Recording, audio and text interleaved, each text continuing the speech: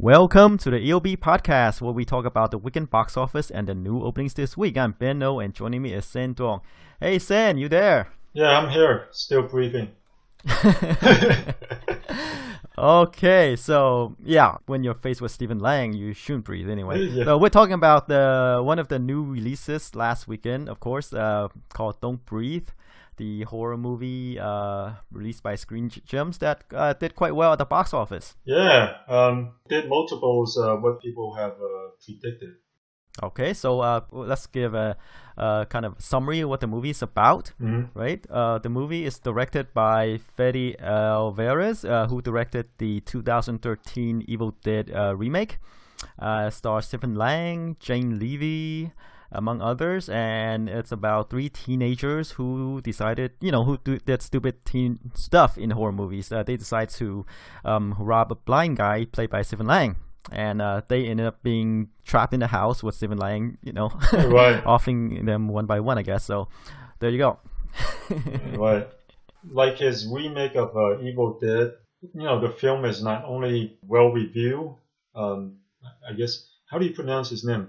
Fede Alverez or Fede Alverez? I think it's Fede. Okay, Fede. Okay, Fede Alverez. He's Spanish, so I think you pronounce every... Okay, so Fede Alverez. It doesn't seem like he makes a lot of movies, but it seems like when he does make one, they're pretty good. Well, I guess he just doesn't have a choice in that matter. Right? Yeah. Evil Dead was one of those, remakes that was surprisingly well reviewed and did surprisingly well at the box office. And just like that movie, Don't Breathe, ended up, especially a horror film / thriller, it got 86% on Rotten Tomatoes, which is really good for this genre. Yeah, when we were doing the preview in the last podcast, the reviews were like 85%, and I said that it would probably drop by a lot, but it didn't. It kind of even increased a bit, increased 1 percentage point. Right. And as I told you, I said for horror films, they tend to start bad and just continues to be bad, but this one, I think I mentioned last week how it started off well, and it's kind of like, even if it did drop, it's still pretty good. Anyway, one of those films that I think, the box office was even better than the reviews. I mean, reviews were great, but no one was expecting a 26 million opening. Right, and hey, you're pretty optimistic on this movie, right? You said it would probably do 15 million, and I guess that's where the estimates are. The projections by box office analysts, probably between maybe 12 to 15. And then when the preview numbers came in, and they say, "Holy crap! This movie will probably do 20 million plus," and it did. It pulled in 26.1 million over the weekend. Yeah, I think when the matinee figures came out on Friday, this movie was projected to do around 10 million on Friday, and people were like, whoa, that's the figure that everyone at the time was expecting it to do for the entire weekend. So when it pulled in about 10 million on Friday, everyone's expectations were, already shattered. And then, of course, it, ended up doing 26.1 million. Continues the trend of recent horror films / thrillers doing, surprisingly well. Although the other ones have been kind of like modest successes. They weren't like, $100 million grossers. They were more like films that did around 30 to 50 million or 30 to 60 million. And this one, Don't Breathe looks like it'll be on the upper end of that. And it's even better because it only costs about 10 million to make. Right. Right. It doesn't need to do like the 100 million because it's so cheap. It's probably did better than some of the more high budgeted movies. Yeah. Yep. And of course, my expectations were quite low on this movie. I thought it would probably do about 5 million or less. And because it's a horror movie. But then again, we did say that, or at least I did say that a point in this movie's favor is that, August, the tail end of summer, is the domain of horror movies. And I guess Don't Breathe, brought enough to the table, new to the table, a blind guy. Yeah, right. Getting robbed by three teens. Yeah. I guess that's kind of stoked the imaginations of the audience. Yeah, not just any blind guy, but Stephen Lang, this muscle-bound, big 6-foot blind guy. That's a scary prospect. No makeups, right? He doesn't need makeup. Right. No, it's a very intimidating presence. All right. How do you think its second weekend will do? Do we expect a huge, horror movie drop off, or is it gonna do well in theaters? Yeah, the only difference here is that, it's well reviewed. So, but then it's also in a genre, like you said, that tends to experience huge, 60%, 65% drop off during its second week. Let's see how Evil Dead did. That was well reviewed. That was a horror film. It'll be a good gauge. Okay, so Evil Dead experienced a 63% drop off in the second weekend. Yeah, so So typical horror movie drop off. Yeah, and that was well reviewed. So who knows? Maybe this might end up being similar. Yeah, so I don't think it can break out. But the thing is that this weekend is probably gonna be weak at the box office as well. So it doesn't have a lot of competition from the new movies. Mm-hmm. So we'll see. But the money is that it'll experience a huge drop off. The only advantage here is the Evil Dead remake was, it was a remake of a cult classic. So that one did have a built-in audience who probably watched out to see it during the opening weekend. Whereas Don't Breathe is an original film, so it didn't have that built-in audience. And the reviews, the first Evil Dead, the reviews, it was 61% on Rotten Tomatoes, which was pretty good for a horror film. Don't Breathe is 86%, which is more like James Wan territory. And James Wan's horror films tend to not experience the typical, 60+% drop off. That's one advantage that Don't Breathe has. Okay, so that's something we will look forward to next week when the box office number comes out for this movie. Yeah. So we'll know. All right. Okay, so let's move along to number 2. Occupied by Warner Brothers superhero ensemble movie, Suicide Squad. It pulled in $12.1 million in its fourth weekend. Mm-hmm. Experienced a 42% drop off from its previous week, and so far the domestic gross is $282.9 million. Worldwide is at $636 million. Mm-hmm. It's starting to hold up better. Yeah. I heard that this Suicide Squad will not be released in China.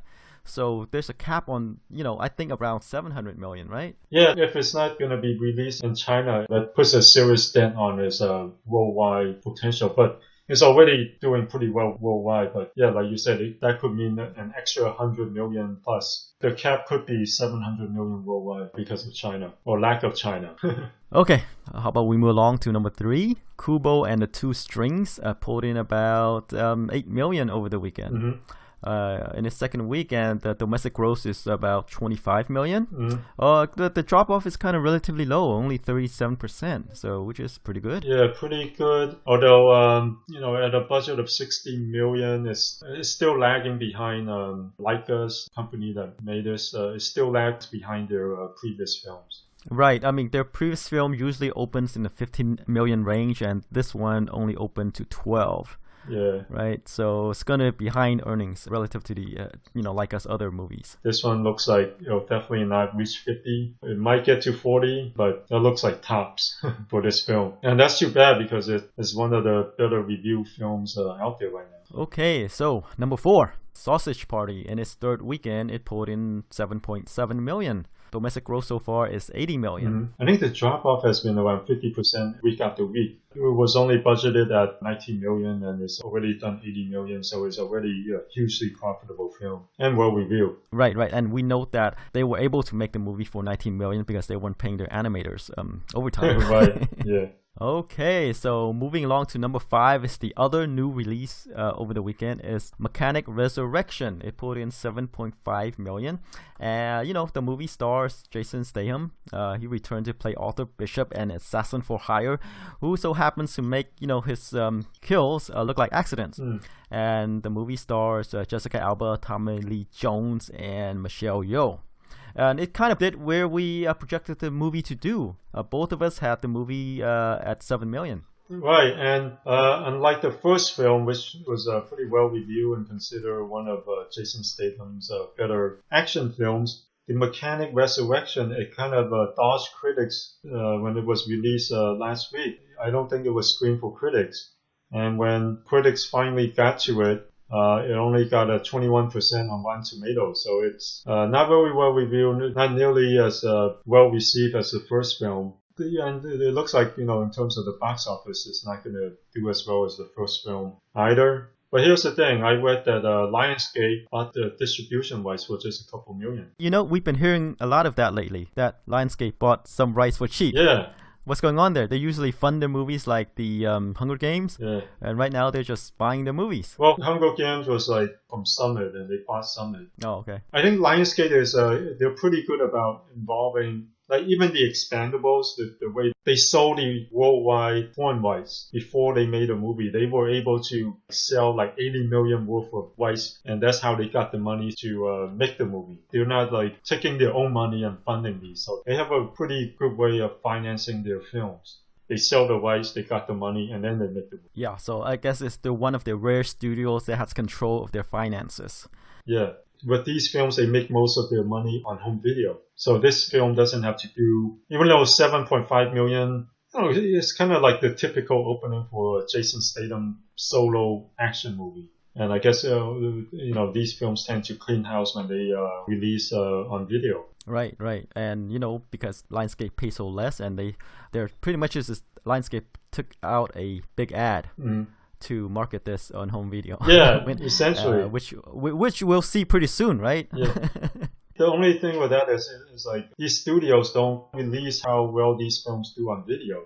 They hide that. Yeah, and I read that Mechanic's Resurrection is released by the Lionsgate arm that specializes in home video and video streaming. So that I think that's their strategy here is big ad for the home video release essentially. Home video market. Yeah. And so if you look, that's the thing. I mean, if you look at it just theatrical respect, it's kind of a disappointing figure. Even though we both expected to do about 7.5 million, but a 7.5 million opening, will relegate, its stars to direct-to-video. I don't think Jason Statham can keep on cranking these 7.5 million openings and still sustain a career that's in theaters. Well, if his movies continues to do well on home video, then, just kind of like Lionsgate might continue to buy rights to his movies. Yeah.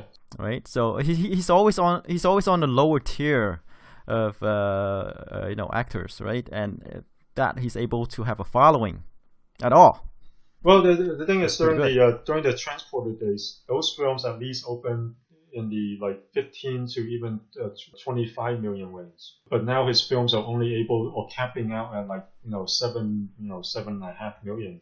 So I'm not sure how long this can go. Right. And the thing with action movie stars is that their career is pretty short. Yeah. And speaking of action stars, right? Michelle Yeoh, she's kind of relegated to these background roles. She was once one of the top women action actress. Right. Right now, she's now playing the I don't know what she's plays in Mechanic Resurrection, and she also has a role in the upcoming movies that's opening this weekend. Right. Morgan. Yeah. Anyway, Mechanic's Resurrection did about where we expected to do, and because you say that Lionsgate bought the rights for only a couple millions and they spent a lot of money marketing, their strategy is to promote the movie on video. Yeah. All right, so we spoke enough about the Mechanic without speaking about the Mechanic. Right. How about we move on to number 6, Pete's Dragon. It pulled in about 7.3 million over the weekend. So it's in the third weekend, experienced about 36% drop off, and the domestic gross is about 54.7 million. It's kind of like one of the lower live action remakes of the Disney animated movies. Yeah, right. And even though it's one of the lower grossing, it still looks like it'll end up making slightly more than its $65 million budget. And with Disney films, they make a ton of their money on home video. So Pete's Dragon, although disappointing compared to the other live-action remakes, will probably make a decent profit for them. Yeah, I'm surprised by the movie's budget. Usually their live actions are 100 million plus, like Cinderella, Maleficent. That costs nearly, 200 million or something? Alice in Wonderland costs this one 200 only costs million. 65.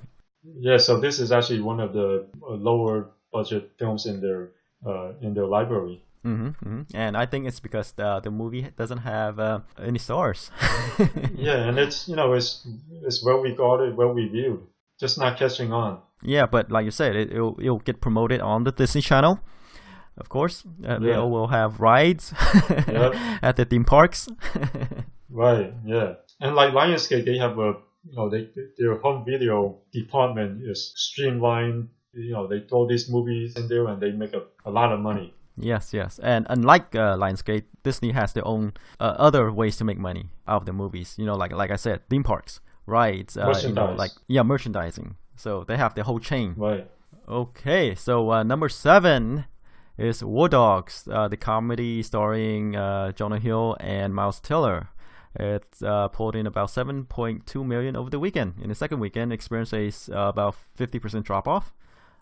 Domestic gross so far is about 27.8 million.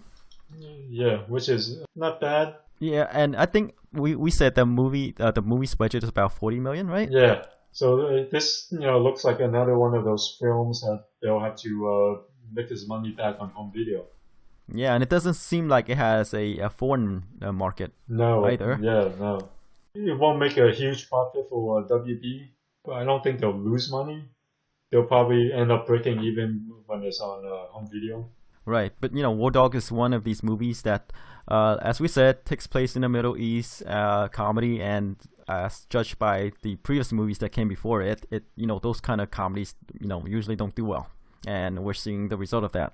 Yeah, but like we said previously, compared to those films, this is a huge hit. Because more mainstream, I have to say. More mainstream. I mean, those films, make like 5 million total or 7 million total. This looks like they'll probably make around 40 million when it's all said and done. I think that Tina Fey one did a tad better. Like 15 million maybe? That one did 23. Oh, 23, okay. All right. A tad better. Yeah, a tad better. But, of the bunch, this one is, doing a little better. We'll probably finish around 40 million or so. Yeah, which is probably the higher grossing comedies that takes place in the Middle East. Yeah, I don't think after this, you're like, hey, even if you throw, the Hangover guys at it, it seems like there's a cap on how much, comedies set in the Middle East can do. So far. Yeah, so far. Yeah, it might change somewhere down the line, but right now it's not working. Yeah. No one seems to be able to crack the bubble. Yeah, that Middle East comedy genre. Yeah. All right, moving along to number 8 is Bad Moms. It continues to hold up well. It pulled in 5.7 million over the weekend, experienced a 27.5% drop off. Mm-hmm. It's nearing 100 million. Yeah. So far it's at 95 million. This movie just keeps on going and going. Like we said, it's the only film in the top 10 that appeals to women. Okay, so moving along to number 9 is Jason Bourne. It pulled in 5.2 million over the weekend. In its 5th weekend, it has a domestic gross of 149 million. And the worldwide figure right now is 347 million. Yeah, and from what I read, that's the second highest in the franchise. So despite disappointing domestically, it's making up for the overseas. Okay, so number 10 is Ben-Hur. Second weekend. Pulled in 4.5, experienced a 60% drop off. Budget is 100 million, so it's gonna lose a lot of money. It's another huge write-off. It is. They made a Ben-Hur movie without a major star to anchor the movie, right? Yeah. Jack Huston and Toby Cabell are the main two guys. Yeah. Morgan Freeman is there, as someone with a recognizable name. Yeah, but he plays a supporting character. Not the main guy. Right, and he does. And then you make 100 million movie, without a Sword and Sandal movies, those things, those kind of movies didn't do that well at theaters lately. Then they decided to make one for some reason, maybe to take advantage of the rise in biblical movies. Yeah, they're probably thinking, hey, these faith-based films have done pretty well lately, and what if you combine faith-based films with the spectacle of Ben-Hur? What if you put those two together? What are you going to get? Well, in this case, you got a bomb. You get a bomb, and it opened to 11 million. I guess like our projections were pretty low. Yeah. I mean, at least yours. I thought it would probably do in the 20s or so because it has Paramount behind it. Yeah. It's advertising budget, but wow, 11 million opening is like we said, bomb, and then in the second weekend experienced a huge drop off. Which goes to show that hey, movie stars there's a reason why they pay 20 to 30 million for a movie. Sometimes you need them. Right, and especially for a movie like Ben-Hur, right? You need someone to anchor this movie, or else I don't think there will be enough interest. Yeah, they needed someone with the screen presence of Charlton Heston, and they didn't have it. They didn't have it in Jack Houston. Right, and like I say, with Ben-Hur, right? You need someone to outshine Charlton Heston, right? I don't know if you can outshine Charlton Heston. True, but then again, that's why you remake the movie. You have to be better than the Charlton Heston version, and apparently people couldn't find a reason to go to watch this movie. Well, yeah, I guess this one proves the point that, hey, people might, back then, well, I don't know if they ever thought it. Some people might have thought, hey, it's these exciting cheerlead races that made the movie big. Now you can definitely say, no. It's Charlton Heston number 1, and then cheerlead races number 2. Right. All right, so another movie of note is Hands of Stone, which is that boxing movie by Weinstein. It stars Usher and Edgar Ramirez about Roberto Duran, I guess the South American boxer who defeated who's the guy? Sugar Ray Leonard. Yeah, Sugar Ray Leonard in the boxing, and then there's subsequent rematch where Duran went to the referee and said no mas. Yeah, right. Pretty much gave up. Yeah. The movie did 1.7 million. We both had the movie to open at around 5, but it did way less, mainly because Weinstein pulled the movie back from its 2,000 theater locations, 2,000 locations to about 800. Yeah. So our projections were actually right on if they, if it was double the screen or or triple the screens. Yeah, I didn't realize that it was only released in about 800 theaters. Yeah, so it's not catching on. Yeah, I mean, Weinstein said that they're pulling back because they want to build word of mouth, but I don't think anything will be built out of this because it's not that well reviewed. 45% is not good, and I think the cinema score is average as well. So I think this is as good as it gets. Yeah, exactly. Yeah, with these kind of films, dramas, actor-dependent films, not movie star-dependent. These kind of films need good reviews, and the reviews are only below average. I don't see any kind of legs. Yeah, true. But like I said in the previous podcast, who remembers Roberto Duran, especially the young people? True. Yeah, boxing fans aren't that familiar with him. I mean, they remember Sugar Ray Leonard, but Duran is not, a household name outside of boxing fans. Well, and like you say, this is as good as it gets. Okay, so I guess we're through with the top 10. Yeah. How about we move on to this week's new releases? Yeah. Okay, so we have 2. The Light Between Oceans, which is based on a novel, and the thriller horror Morgan. Supernatural thriller. Is this supernatural? I think it's a sci-fi thriller, about a genetic experiment. Yeah. Okay. Yes. Kind of sci-fi. But this is still sci-fi when people have mind powers, telepathic powers. Yeah, sci-fi. Still considered sci-fi, not supernatural. Yeah, supernatural is ghosts and, what have you. To me, in the gray area, when you have telepathic powers, I think that's more in the supernatural category rather than scientific. No, right, but because she's created genetically, that's the sci-fi thing. All right. Okay, so we're talking about Morgan. Yeah, all right, let's go. Yeah. So directed by Luke Scott, stars Kate Mara, Michelle Yeoh, as we said, and I guess a newcomer, Rose Leslie. So, and this movie also has some interesting role actors as well, character actors. Toby Jones, Jennifer Jason Leigh, Paul Giamatti. Yeah, a bunch of great actors, great character actors. Right. And as we said, Morgan is this teenager who is created genetically, and she has telepathic powers and other things, I guess. And I guess she went on a temper tantrum and killed people in the lab. And Kate Mara is sent to investigate what happened. There's only one review on Rotten Tomatoes so far, and it's fresh. But one review, so I don't know. It's hard to say. These 4 thrillers have been doing well, but we just had one last week.